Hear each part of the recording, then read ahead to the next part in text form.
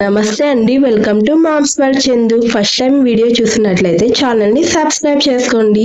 Video నచ్చితే like చేయండి, మీ అభిప్రాయాన్ని కామెంట్ చేయండి. ఒక ఊరిలో నిస్వార్థమైన బుద్ధి గల ధర్మరాజు అనేవాడు ఉండేవాడు. తన భార్య అయిన సీతతో కలిసి చిన్న చిన్న కూలి పనులు చేసుకుంటూ జీవించేవాడు. ఎంత కష్టమైనా ఉన్న దాంట్లోనే ఆనందంగా ఉంటూ ఎంతో ధర్మబద్ధంగా జీవించేవాడే ధర్మరాజు. ధర్మరాజు ఇంట పెద్దగా డబ్బుండేది కాదు. అయినప్పటికీ ఎంతో భక్తిగా గుడికి వెళ్లి అక్కడుండే వాళ్ళకు అన్నదానం చేసేవాడు. అయితే ఒకరోజు ఒక సాధువు ధర్మరాజు ఇంట వచ్చి భిక్ష అడిగాడు. సీతమ్మ ఇంట ఏమీ లేకపోయినప్పటికీ మిగిలి ఉన్న కొద్దిపాటి అన్నాన్ని కూడా సాధువుకి ఇచ్చింది. సాధువు సీతమ్మకి ఇలా చెప్పాడు, అమ్మా, మీ ఇంట లక్ష్మీదేవి రాబోతోంది, మీ ఇంటి తలుపు తెరిచి ఉంచు అని. అప్పుడే అక్కడికొచ్చిన ధర్మరాజు నవ్వుతూ ఇలా అన్నాడు, లక్ష్మీదేవి నా ఇంటికి రావాలే గాని మా ఇంటి తలుపులు ఎప్పుడు తెరుచుకునే ఉంటాయి అని చెప్పాడు. ఆ రోజు రాత్రి ధర్మరాజు కలలో లక్ష్మీదేవి ప్రత్యక్షమైంది. అమ్మవారు కలలో ధర్మరాజుకి ఇలా చెప్పింది, ధర్మరాజు, నీ ధర్మబద్ధమైన జీవితాన్ని చూసి మెచ్చి నేను వచ్చాను.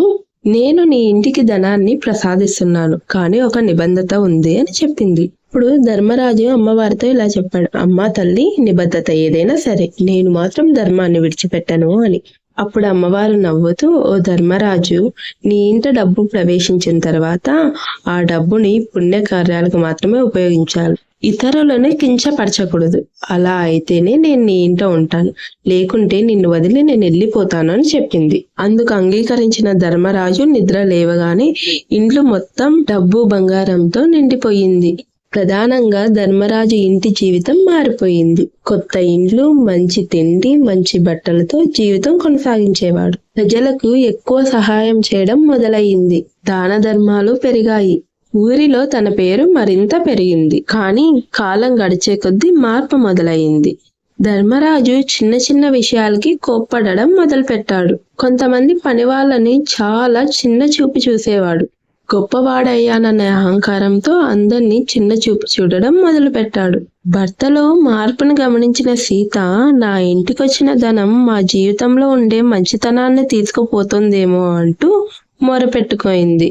ధర్మరాజు నవ్వుతూ, పూర్వం ఉన్న రోజులు మారాయి సీత, గతాన్ని మర్చిపోవాలి, ఇప్పుడు నేను పెద్దవాడినయ్యాను అంటూ నవ్వాడు.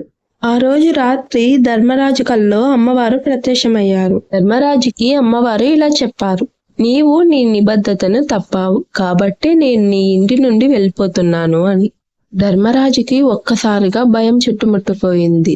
అమ్మా తల్లి, క్షమించు, నా దోషాన్ని నేను గ్రహించలేకపోయాను అంటూ మొరపెట్టుకున్నాడు. ఇప్పుడు అమ్మవారు, ఇప్పటికే ఆలస్యమైంది, నీ ఇంట నష్టం రాబోతోంది, నేను వెళ్ళిపోతున్నానని మరోసారి చెప్పింది.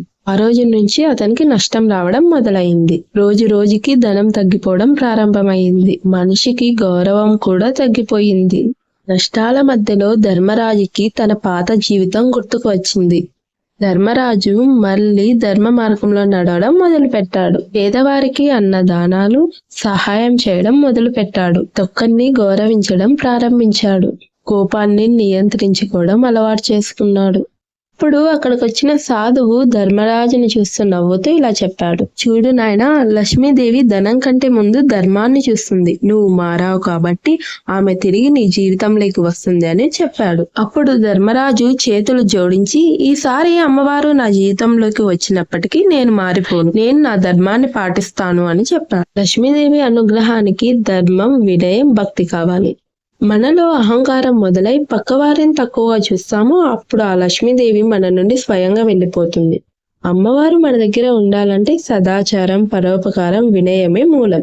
ఈ సోషల్ మీడియా యుగంలో డబ్బు చేతిలో ఉందంటే వెంటనే షాప్స్, ఇన్స్టాగ్రామ్ లో పోస్టులు, ఇవన్నీ లక్ష్మీదేవికి ఇష్టం లేని లక్షణాలు. మనకున్నంతలో ఎంత మంచి పనులు చేస్తున్నాం, ఎంత సహాయం చేస్తున్నాం అనే ప్రశ్న మన జీవితంలో ఉన్నప్పుడే ఆ లక్ష్మీదేవి మనతో ఉంటుంది.